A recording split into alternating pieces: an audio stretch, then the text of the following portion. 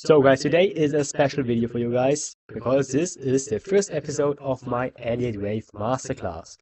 Today I will cover everything you need to know about motive waves. And with everything I mean everything.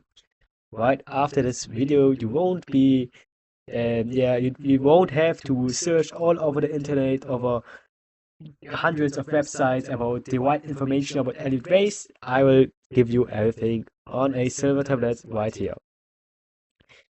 So motive waves are the waves in a structure that are leading the trend. That's very important to understand. Motive waves, for example, in an impulse, are the waves 1, 3, and 5, because they are going into the trend direction with the upside. Right? This structure clearly goes to the upside. The trend is your friend until the end of the trend, so we go to the upside. And these structures that are going here to the upside, the waves, are the waves 1, right? The wave 3, and the wave 5. So they are here in this structure, your motive waves. Don't worry, I will go over everything in depth in this video.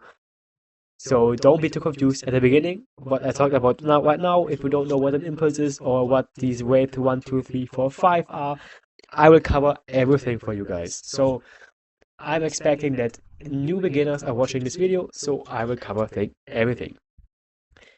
So now where you have a rough understanding about motive waves, that they are the ones that are going in the trend direction, we need to difference between impulses and diagonals. These are the two motive waves we can have in an alien wave rule set and in an alien wave count technique. So the far most commonly motive wave is the impulse. So I will firstly cover the impulse, and after the impulse I will cover the diagonal, because the diagonal holds a little bit more specialized rules. So this is something I will cover, of course, say in the same video, but later in the video, and I will start with the impulse. And then in my episode 2 I will cover all of the corrective structures, which are obviously not motive structures. But today we are basically covering the motive structures, which are the waves 1, 3, and 5, or you could also call it in a corrective structure. But let's first start with the impulse. So in the impulse, we have important rules we need to be aware of, right? So here are the rules. I want you to write them down or make a screenshot. These are important. If one of these rules are not met or broken, then your wave count is simply not valid. Okay? So it is important that you get this right. So the rules, I will go over them right now. So basically is wave 2 cannot retrace more than 100% of wave 1. So what does this actually mean? This means that if you count this as in wave 1, your wave 2 is not allowed to take out this low over here. It's not allowed to do something like this, right? Where we go below it, and then we count this as a wave 2. That's not allowed. Wave 2 cannot take out the origin of wave 1. That's an important rule. So a next important rule is about wave 4. So wave 4 cannot retrace more than 61.8% of wave 3 and is not allowed to enter the price territory of wave 1. So that rule, simply said, is where you take the Fibonacci of your wave 3, right? You measure your wave 3 and measure the retracement of your wave 4 compared to the wave 3, which I will go over the Fibonacci's and how to measure and how to pull them. Don't worry about that. So here I simply toggle on, and what we only need is the 618 right now. So wave 4 is not allowed to touch the 618, and if the 618, for example, is somewhere like, if we pull that down, let's say the 618 were a little bit down, but we touched here the origin of wave 1, so we entered wave 1 price territory, right? we have here overlap, that means your wave 4 isn't validated. That are important rules you need to be aware of. And another important rule is that wave 3 is not allowed to be the shortest wave. So these are basically the rules of the general impulse. I will go now over the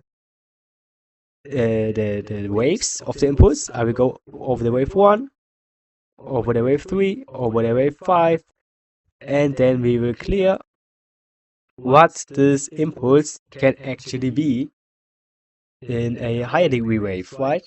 Can this be another wave 1, or can this be a wave A, or something like that? We'll cover all that, and then we will go to the diagonal. So then let's start with the wave 1 of the impulse. So let me remove this so I can explain you a little bit better. So if we now solely look at the wave 1, right? Only at the wave 1, ignore everything else. Your wave 1, as I explained right at the beginning of this video, is a motive wave. So it either needs to be an impulse or a diagonal, because these are the only optional motive waves, right?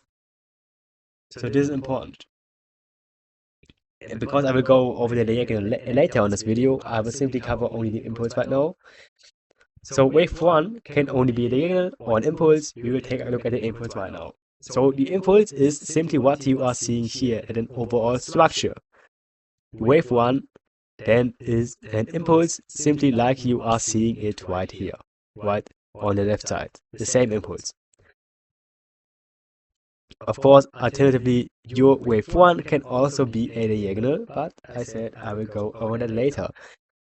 So then you label this structure as a wave 1, 2, 3, 4, 5, but of a lower degree, right? Degrees are important. Probably one of the most important parts, besides of the rules, of course. But without degrees, you are getting nowhere in added waves. That's simply how it is. So then you count this as a wave 1, 2, 3, 4, 5 of the higher degree, which we have then here on the left. Okay, so I want you to look at the structure. I will change the color so it's better for you to understand. Let's make this in white. So what you have here on the left is the impulse we have talked about just a moment ago.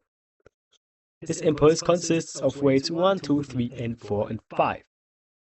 We are right now looking only at the wave 1, okay? So the wave 1 consists in this case of an impulse 1, 2, 3, 4, 5.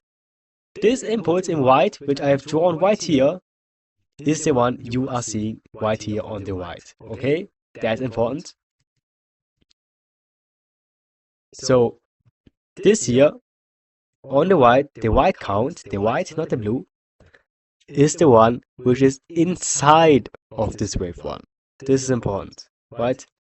That's why this is a lower degree count than this count. This is a higher degree count. So after we then finish counting this white structure, we can label this the same degree. So this here becomes U wave 1. So this is very important.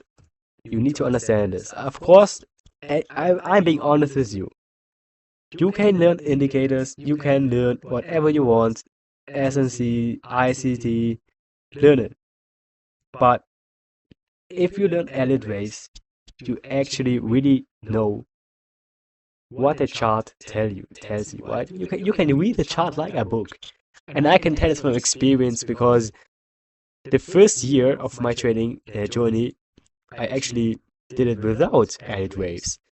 And only 1 year after, I first discovered even the word Elliott wave.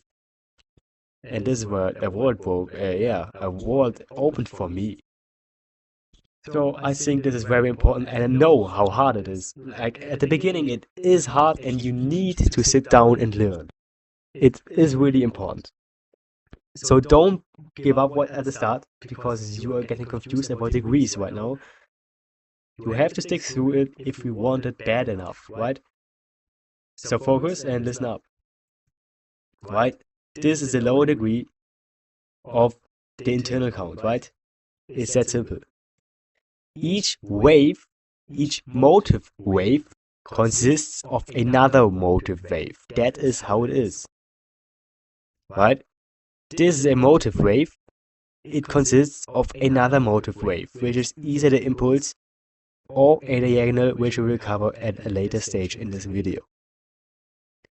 So that's about wave 1, right? Of course, the impulse of your wave 1 of the lower degree are the same rules that we just discussed about, wave 4 cannot enter wave 1 territory, etc., right?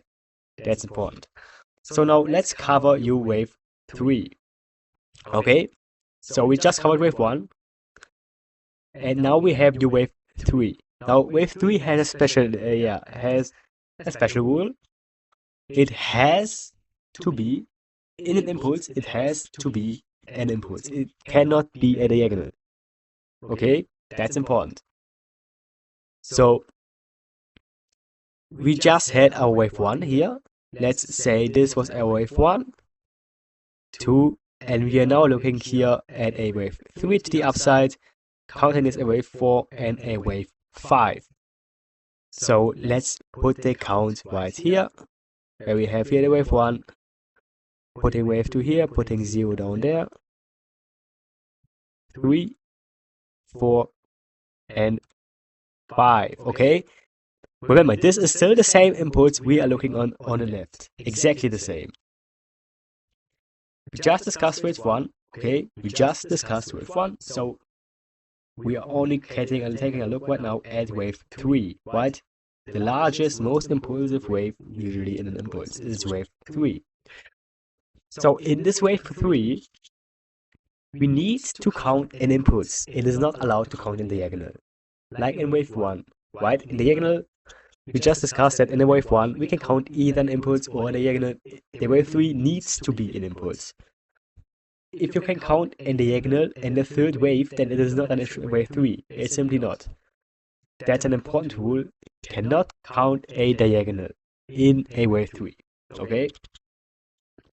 Otherwise than that, we need to count an impulse in a wave 3. So the rules for the impulse we just discussed just a moment ago. I completed the same thing. What?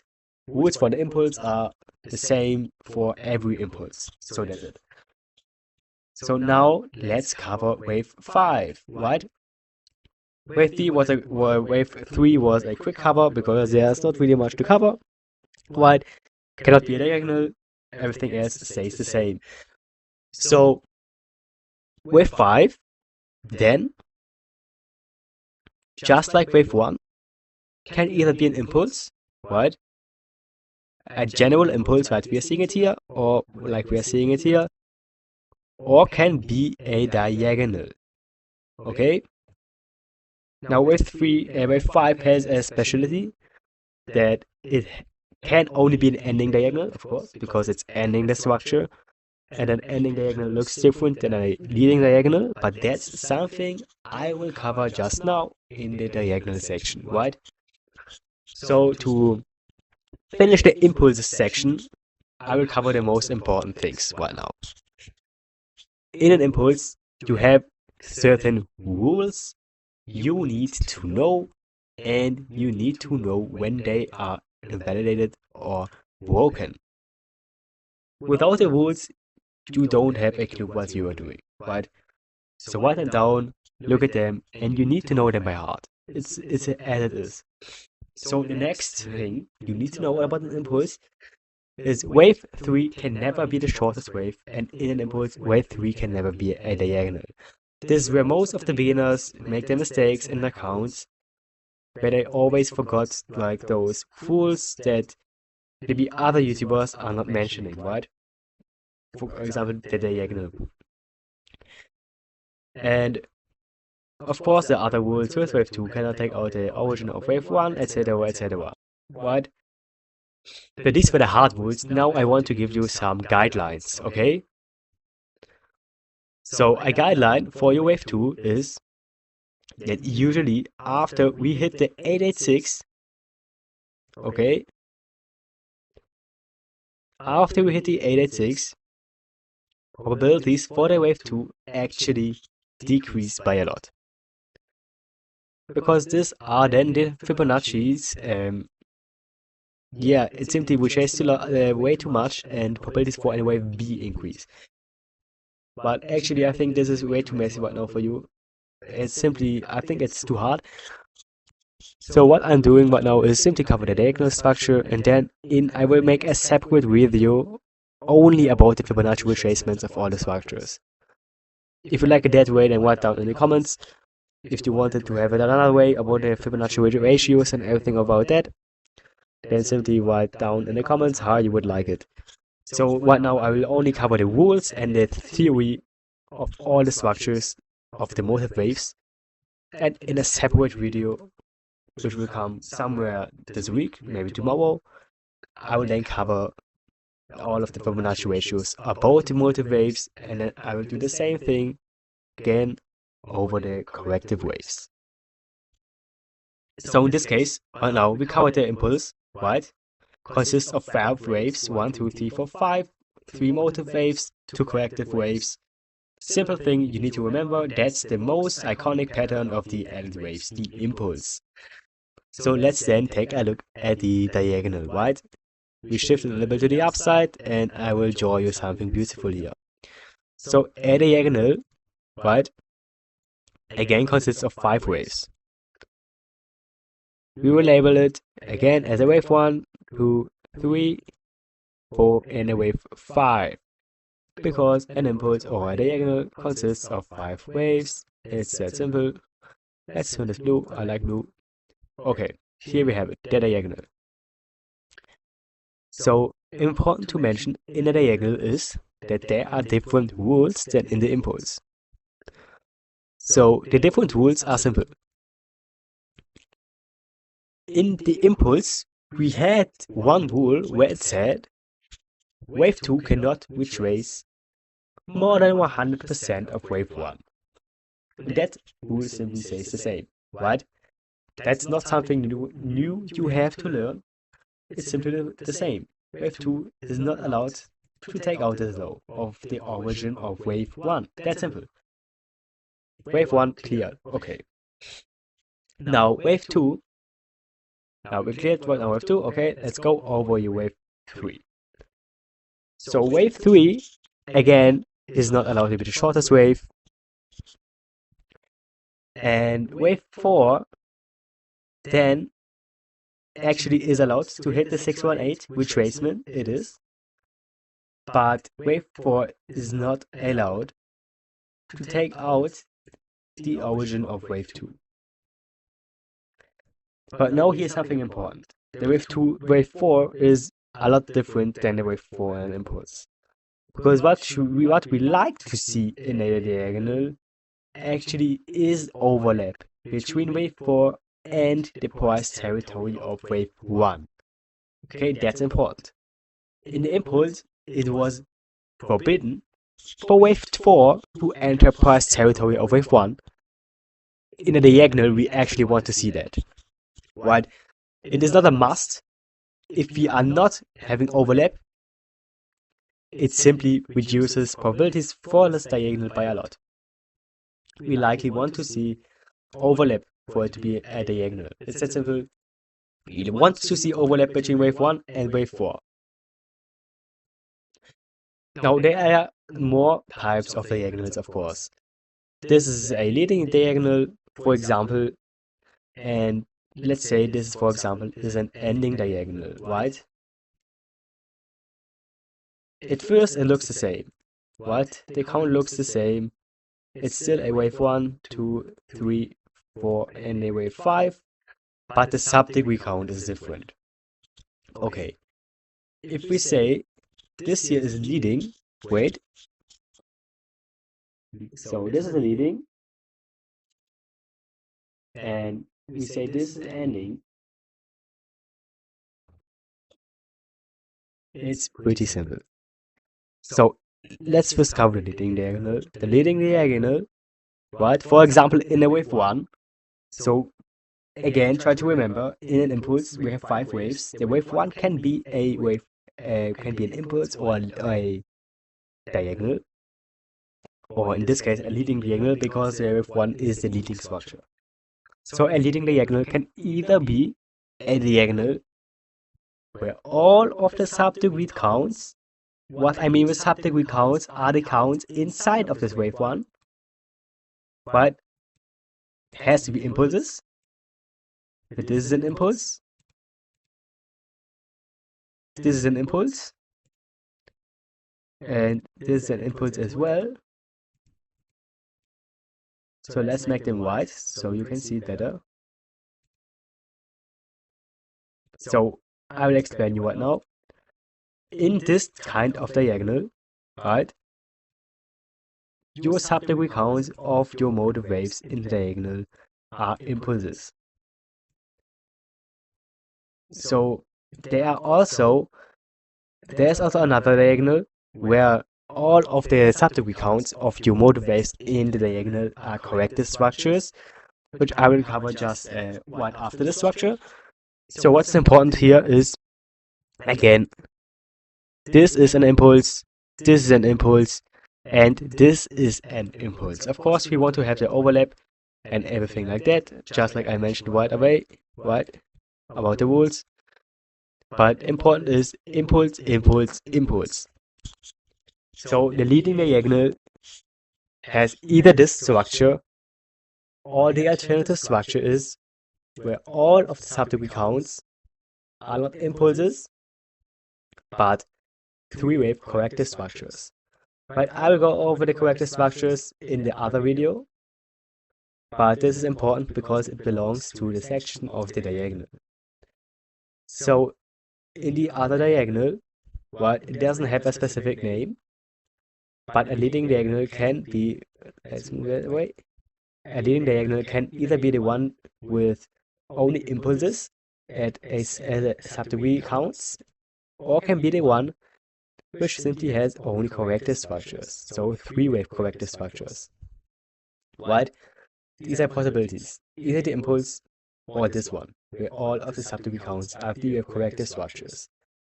So in the ending diagonal, so for example in the wave 5, it is only allowed to be three-wave corrected structures. It is not allowed to have impulsive structures as subdegree counts. This is important, right? In the leading diagonal, we can have impulsive structures in the subdegree counts of the diagonal. In the ending diagonal, it is not allowed, okay? That is very important. Else it stays the same. The general rules stays the same. We want to have overlap between wave 4 and wave 1. Wave 2 cannot retrace more than 100% of wave 1. Wave 3 is not the shortest wave, etc. Okay? The else stays the same. So this about diagonals. I mentioned right in the beginning of this video that impulses are by far are the most common motive waves, and that's it. So it impacts probabilities that, yeah, simply diagonals are not that much common compared to an impulse. So there are, of course, now two different types of diagonals. This, for example, here, I will make it visible for you, is a contracting diagonal, okay? Which means the waves are getting smaller and smaller. Wave 1 is the biggest wave, okay? Wave 3 then is smaller than wave 1, and wave 5 is smaller than wave 3. So as you can see here, if I connect the trend lines here, it is contracting, okay? These are the kind of diagonals we want to see. Like if I make another example here of a diagonal, which is now expanding. So let me make this real quick. So this here is now an expanding diagonal. I will draw you the trend lines so you can see it, right? So if you see this diagonal right now, it is expanding, right? This here is contracting, as you can see, contracting, right? The trend lines are bound to touch each other, and here the trend lines are separating and going much farther away from each other. This is an expanding diagonal. So let me write it down for you. This is expanding. Okay, this is contracting. Very important difference. Contracting, okay? I only have one hand 3 right now, so I cannot write it fully, but you know what I mean, contracting diagonal. So the important difference here is that an expanding diagonal is very, very rare. It's a rare structure, and we never like to have this as our main priority scenario, okay? If you have a scenario where we have a expanding diagonal, always prefer the other scenarios where we have a contracting diagonal, okay? Or all the other scenarios that they count this as a WXY combo complex structure, or I don't know what.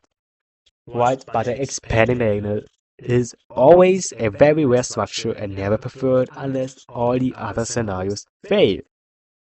So that's why we always prefer the contracting diagonal and not the expanding diagonal.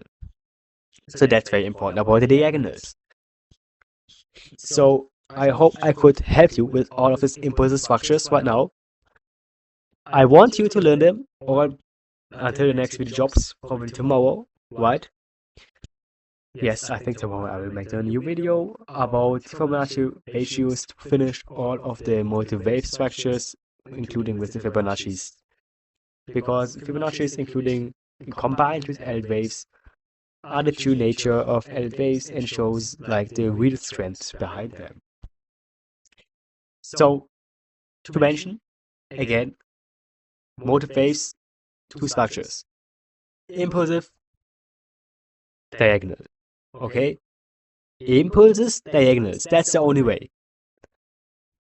Impulse is always the same, always has the rules it carries. Expanding, diagonals. There are two types of diagonals: expanding diagonals, contracting diagonals. We only like to see contracting diagonals. Now, every 1 is a leading diagonal. Every 5 is an ending diagonal. An ending diagonal consists in the subtle recounts only of 3 wave corrected structures, while the leading diagonal can be either the diagonal which consists only of 3 wave corrected structures, or can be the diagonal which consists of only impulsive structures, as with 1, 3, and 5. So I hope you could understand it briefly. Of course it's hard, you need to watch it over and over again, but make screenshots of all of the drawings I made here. I didn't make them all out of fun. Of course, I wanted to be helpful to you. And with that in mind, see you next time tomorrow, where I make the video about the Fibonacci ratios, and then about corrected waves, and then I will probably go over another video where I will show you live examples and how I am drawing this out on the chart. And yeah, if you want or need more videos about L-wave theory, then write us down in the comments and I will cover everything about L-wave theory so we can master the wave count as well. So if you want a group or something where you can learn this, join our Discord channel, there will discuss everything. You can send in the accounts and we will cover the accounts and look at them if they are right or simply not right. And with that in mind, see you next time, bye bye, see you tomorrow, or maybe I will drop another analysis video this evening, because the past few days I was not uploading any videos, because maybe you can hear it still on my voice, I'm a little bit sick, and I didn't want to, that you hear my voice, which was really not that nice. Okay, so with that, bye bye.